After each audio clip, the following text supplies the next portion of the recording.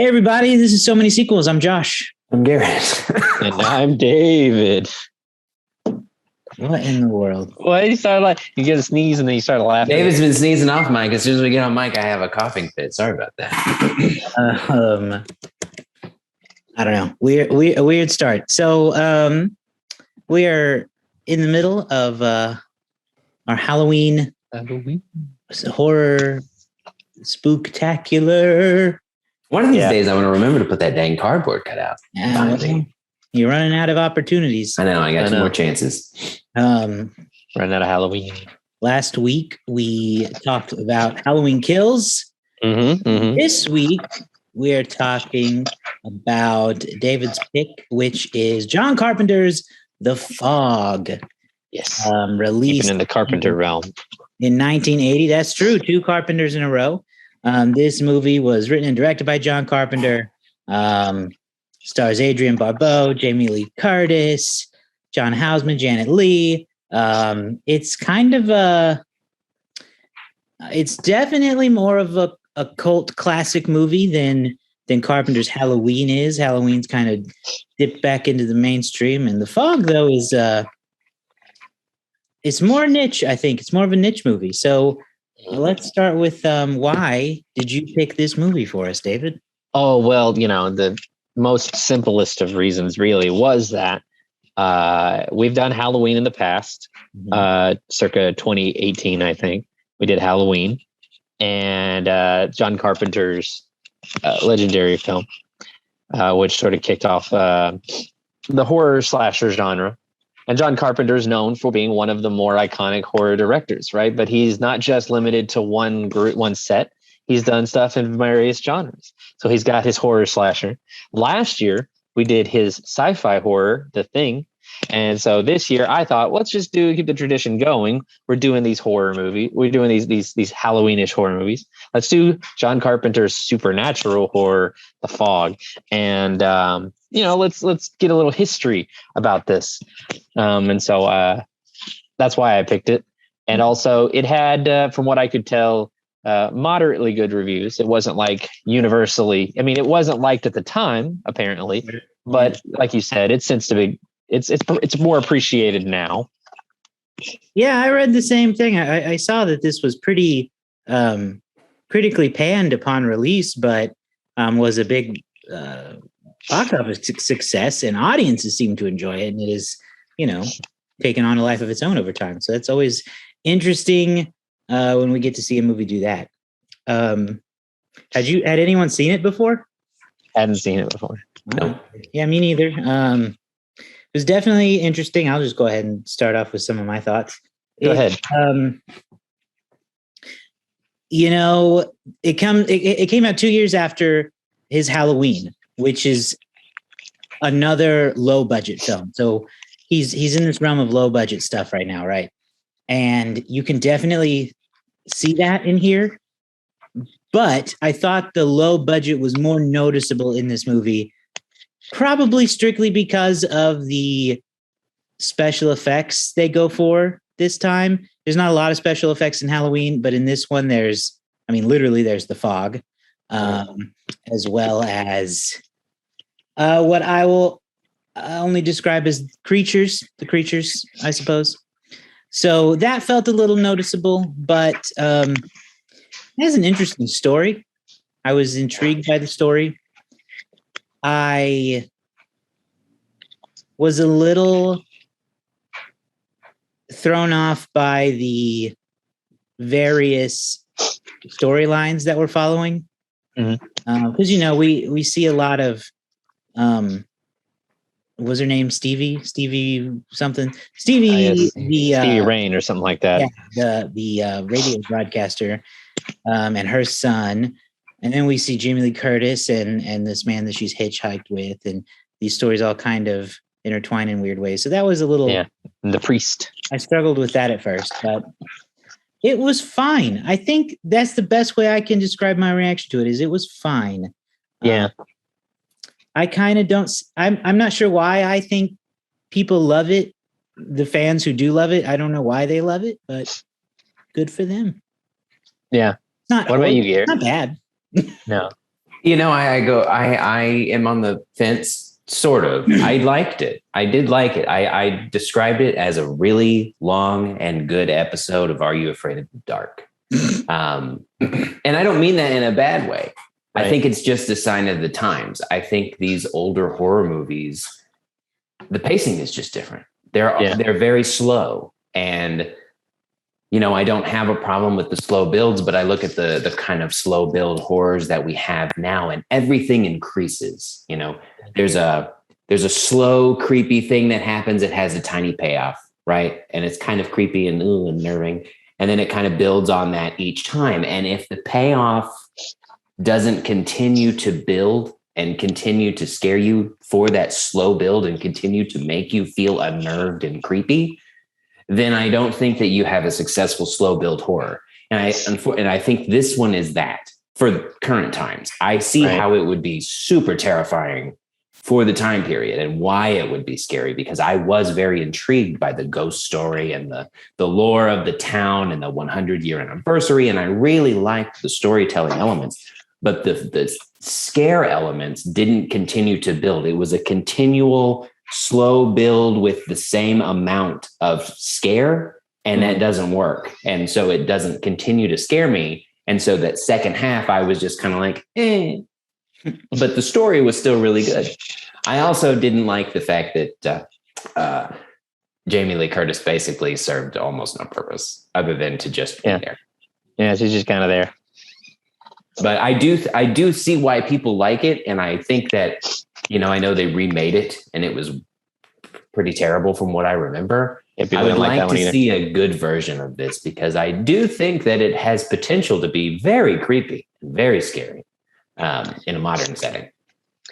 Yeah, there's something about remakes of John Carpenter's work, because the 2011 thing isn't a remake. It's technically a prequel, but it's basically the idea is, hey, let's try to do the thing again with all our modern advancements. And they've redone Halloween at least once.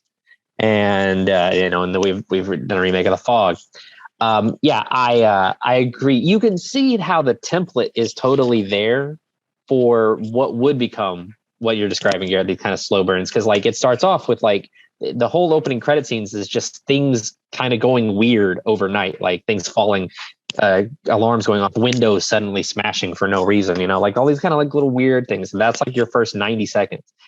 At only 90 minutes, it's not an overly long movie, but it just kind of goes back to that thing we talked about with Andrew once, where films, I don't know, certain films pre 1985 just kind of have this slow lingering pace to them, where a shot will go on seemingly slightly longer than it really needs to. It kind of reminded me a lot of the Superman, how it just sometimes it's shot like a play, they'll just put the camera in a spot and let the actors do whatever, do their whole scene in front of the camera, without really doing a lot of cuts. That said, there's some suspenseful moments. I thought one of the coolest things in the movie was they have this plank of wood that says Dane on it, right? And the wood suddenly starts to emit water, and it's draining off of it. And then right before it catches fire, it just has the message, instead of Dane, it now says 6 must die, and then goes away. And I was like, oh, that was really cool. And listen, she didn't get rid of that piece of wood though, and that's a mistake. Eve it out the window. But yeah, it has, I think, an interesting story. The nugget is there of an interesting idea, but it doesn't ever reach the point of being totally terrifying. And again, like John Carpenter's Halloween, there's not a lot of blood about it for being as stabby and as, murdery as it is. There's not a lot of blood. The gore that you see is kind of played down. The imagery is very exciting. The idea of this fog rolling in, and all of a sudden there's a figure in the fog, and then all of a sudden there's another one and another one, is very cool. But yeah, just kind of like Josh said, even just the limitations of the time of what you can do with CGI just kind of makes it not work all the way. But it's not it's exactly what I thought it would be, which was interesting, but not quite as good as it could be. So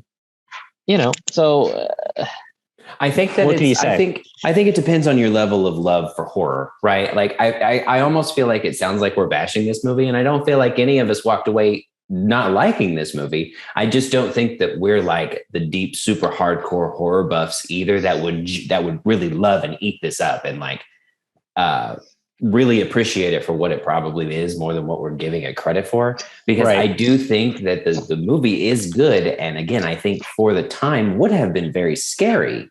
But I do think that in the time that we live in, for people who aren't like big appreciative of horror buffs, I see the going to the special effects specifically. Again, it is just the sign of the times, but I look at it and I have like little zombie arms that are just plastic things sticking out in my yard right now. And that's basically what it looks like when the arms, like the zombie or the mummies or the spirits, reach through. It's like one of those toy things that I have in my yard just coming through in slow motion, no less. Yeah. And again, I'm not trying to knock on it. It's just that is what it comes across as. And so it doesn't hold up. But I super enjoyed the idea of it. And I think that is a fun horror thing that should be explored more, is like, what are some like town lures that people have and then build and bring them up, like a Sleepy Hollow, like some of those kinds of things that you don't see as much anymore, because every town has like a ghost story, and you can just bring those ghost stories to life, and I think they would be fun. I might as well do this now. I might as well do this now. First of all, I do want to say there were some good moments when they're bearing in on the little kid. I was like, wow, they might actually kill a little kid. You don't see that much in movies. Sure. And then when they're in the car, when they're in the truck, and they're like surrounding the truck slowly, and they can't get the car to go, I was like, this is good. This is, you can see, anyway. But I want to say this, Josh, you've never seen this movie before, right? Right. I have never seen this movie before. Did it give you Sleepy Hollow by David and Josh Gammon vibes? You got a northeastern town being attacked by spirits, based on a legend from several years ago before the town existed, and then you have a curse that has been discovered, like basically read out, and then as the movie, spoiler alert for both our play and this movie. As a finale to the movie, you have one of the townsfolk deciding, I will go out there and I will sacrifice myself to fulfill the curse and put an end to this. And he gives it away, and he ends up dying for his efforts anyhow. I was like, as it was happening, I was like, holy crap, this is Sleepy Hollow. This is like the exact play we wrote. It's great that we haven't seen this movie before. No, this is our evidence. Yes. The beginning of the movie, the beginning of the podcast, when we said we hadn't seen it, this is our evidence. Not that people are breaking down the doors to do our play anymore. But hey, it was a good play. As an actor, I know, right? Garrett was in it. Andrew was in it somewhere, I think. There was, I mean, and I like the idea of, like you said, Josh, there was 3 separate storylines going on where the 3 different people all had a different piece of the puzzle. Basically, you had the lady on the radio station. She knew about the plank of wood, and she knew about the fog. You had the guy with Jamie Lee Curtis who went out and found the boat. He knew about the dead guys. He knew about the boat and what happened to it. And then you had the priest, and he knew about the legend, right? And he knew he had this information from this old journal that basically spelled out the whole thing. And the movie explores those 3 storylines slowly, and I mean slowly, coming together so that those people have all the details. And it almost works perfectly. It almost works perfectly. I got to say, when he pulled that big cross made of gold out of the wall, I was like, holy crap, that was a really bad idea by these people 100 years ago. Right. So while Andrew could not join us today because of scheduling conflicts, I do see that he did watch the movie and write a review on Letterboxd. Oh, perfect. So let me read it aloud for you all so that he can be a part of this show by proxy. So Andrew watched it. It appears today. He has it marked as October 24th, 2021. And he gives it 3 stars and says, it's interesting to note that John Carpenter's The Fog is just kind of there. That being said, it's just as fun as a Carpenter film can get. We get a bit of horror, terror, and suspense. Call this one a warm-up to The Thing because the air of mystery hangs on a sleepy town, avoiding a sleepy mist that carries with it an air of terror that is beyond this world. While this is not one of John Carpenter's best films, it is definitely one of his most notable. It is interesting. You know, I'd read that Andrew would never have read that for us here in the podcast. No, that's why I can do it now that he's not here to stop me. I know that I read that this was a part of a 2-picture deal, and the other picture in this deal was Escape from New York, which is one of his other most well-known movies. And so I think that they didn't have a lot of budget given to this movie. I think it eventually rose over $1 million on the budget. And so you can see how this was sort of like either an obligation type film, or this was something that they just didn't have a ton to give to, because like the Escape from New York is like a completely different beast. So where does this sit in the long term? Like what is, so I like before this he had Halloween, and I think Escape comes after, and then you have The Thing. Like, so this is like, is this his second movie, or do you have his filmography pulled up?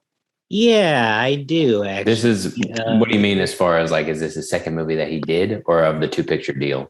Like, is this his second like feature film, or Gotcha. did he have movies before Halloween that I'm just forgetting? He did. His first movie was a film called, well, I won't count that because it was a short film. His first movie as a director is Dark Star. And then he did Assault on Precinct 13. Mm-hmm. And then he did Halloween, The Fog, and Escape from New York, then The Thing. Wow. So really, you know, when you look at like that 4 movie grouping there from Halloween to The Thing, The Fog is probably the weakest of those 4, but it's not necessarily, like we've all said, it's not necessarily like a bad movie. It's just, I don't know. It just kind of gets lost in some of those stronger ones, probably. Yeah. But I think it's, go ahead, David. I was just saying, I think it's hard to do ghost stories sometimes. I think that there's that leap, like Michael Myers is very plausible, other than his unkillableness. It's very plausible for a kid to kind of go off and then grow up and become a serial killer, right? The Thing isn't necessarily very relatable or very, but it's easy to get into the idea of it. The ghost stories, I don't know. It's just kind of like, I don't know. I think it's just kind of hard sometimes to sell a ghost story for a horror movie. Well, what constitutes a ghost story, though? Because then you look at the movies like The Conjuring, and those are technically, I would consider a lot of them like ghost stories because they deal with ghosts and demons and possession. So I guess it depends on what kind of ghost story. But I think that it can be done well. You just have to sell it. You have to, you have to make it real, right? It can be very, I see how this movie can be a very good idea point, right? Like, I think I can see how people who want to make a horror movie would watch this movie and go, man, there's a lot of really good ideas here that I can pick from and make my own and be inspired by this movie. And I think that, everybody likes a good ghost story, especially around Halloween. And I think that, depending on when you do it, it has to be done around that time, whenever people are wanting that. And then I think that you have to give it a little bit of history. I think that there has to be a little bit of a believability to it, whether it's a real event or whether it's inspired by real events, some kind of, interesting bit of tidbit history that's believable. Right. And then bring it to life. And I think that is how a ghost story can work the best. somebody can tell it, this is the town history, blah, blah, blah, whatever. It has to be a town that's been around, probably, East Coast or the South. They're usually very ghost heavy as far as like that. And it adds that lore of believability to it. Yeah. Well. Yeah. Yeah. Well, I don't got much else to say, unfortunately. No. I don't either. It's just fine. But I will. Let's. One of the fun things we like to do is see what other people say about the movie. So I've got Letterboxd pulled up still. We'll see if we got any fun short reviews in here. Let's see what we've got. We've got this review that says this is 4 stars. Not just ghosts, not just lepers, and not just pirates, but the ghosts of leprous pirates. Yeah. And that's fun. This is a good one, I think, when you look at Carpenter's work as a whole. This person says 3.5 stars, sensing a theme with these early Carpenter films. Basically, there is no way a place and its people can escape the transgressions of the past, whether institutional violence, like in Assault on Precinct 13, trauma, like in Halloween, or an outright crime, as in The Fog. Yeah. It's true. It's very much this movie's about, the town paying for the sins of its ancestors. And, there's a part in the beginning of the movie, towards the beginning of the movie, where this lady this council lady who's going around fixing stuff up. She's like, this town should be proud of its past. And then 4 minutes later, the priest is like, oh, by the way, our ancestors purposely murdered a bunch of people for gold. And at no point can you look through Letterboxd reviews without finding one weird one. So the super weird review of this movie that I found, and I don't imagine there's one weirder, is a 4-star review that says, my eyes just jerked off to how gorgeous this movie is. Wow. How many stars? 3 or 4. You only gave it 4 stars? They thought it was beautiful. Maybe they had issues with other things. I don't know. Man. Yeah. The performances, though. One thing that stood out to me is, and I don't know, maybe this is a thing that used to happen, but who puts a radio station in a lighthouse? I mean, what a fun idea. But did you see that lady's walk to work? Right. She parks a mile away, and it's just a walk. That would be the worst job in winter. We saw her take every single one of those long steps to the lighthouse. And that was, again, I think that goes to the pacing of the time where you're focusing on the wrong thing there, Fred. You want to build suspense, then you can build suspense, but it's not suspenseful watching this lady take every single one of those steps to the lighthouse. Long walk down. But just imagine having that job in the winter, and you got to park up the hill, and then you got to go down, and you got to walk down, and it's freezing cold. Mm-hmm. You're icy. Right next to the water, icy. Mm-hmm. Ugh, terrible. Awful, terrible. Yeah, no, yeah, they could have. This movie's 100 and this movie's exactly 128 minutes long, and it probably could have been 120 because they probably could have shaved off 2 seconds from every shot or from every minute of film. Yeah, for sure. Yeah. All right. Any other good reviews down there? Not that I saw. There obviously are a ton of reviews, and I'm sure many of them are great, but as you can imagine, some people are fairly detailed in their reviews, and I don't want to take time reading long reviews. Right. But those are well, I will tell you, I didn't do the box office research for this, but I know it made $21 million, I think, either opening weekend or all time. I don't know. That was the number I read somewhere. Yeah, it looks like 21 million was its domestic haul on a budget of 1.1 million. So that does make it a pretty good success for its own budget. Enough that it worked out. If it was an obligation type movie, then it's it made a lot of money. So that works out. Yeah, I would say so. Okay. Well, forgetting the order of things in. Yes, we need to do now we need to guess the overall average Letterboxd score of the movie. So does who runs that this time? I don't remember. I don't know. You didn't already see it? I haven't seen it. I did. Oh, okay. Seeing it. Well, I already know it, so I'll run it. Okay. Then you do it. So what do you guys guess? 3.3. Sure, I had it right. 3. I definitely think it's somewhere in the 3 range. Yeah. So we had a 3.3. I don't know if I want to go terribly higher than that or not. No, I'm gonna do 3.0. 3.0 is what I will do. Well, Josh, you made the wrong decision, my friend. Garrett wins this week. It's higher. 3.5. Right on it. 3.5. Right. Right on the 3.5. Well, people like it. The people who like it. I'm going to side with Andrew on this. I'm going to give it a solid 3. You know what? I think that's a pretty good spot. I think I'll go with that as well. Same from me. Yep. Wow. Okay. All right. That makes it pretty easy. Nice and easy. Do we want to talk about what we're going to do next? Well, since Andrew is not here, only Garrett. That's true. We would have to do your movie next. If you're ready. It is week. I can tell you what my movie will be, and we can decide. We don't know what Andrew is. No, and I will say, listen. Last year, Andrew gave us the Frighteners. That's all I'm going to say. He gave us what? Both know The Frighteners. The Frighteners. That was his choice.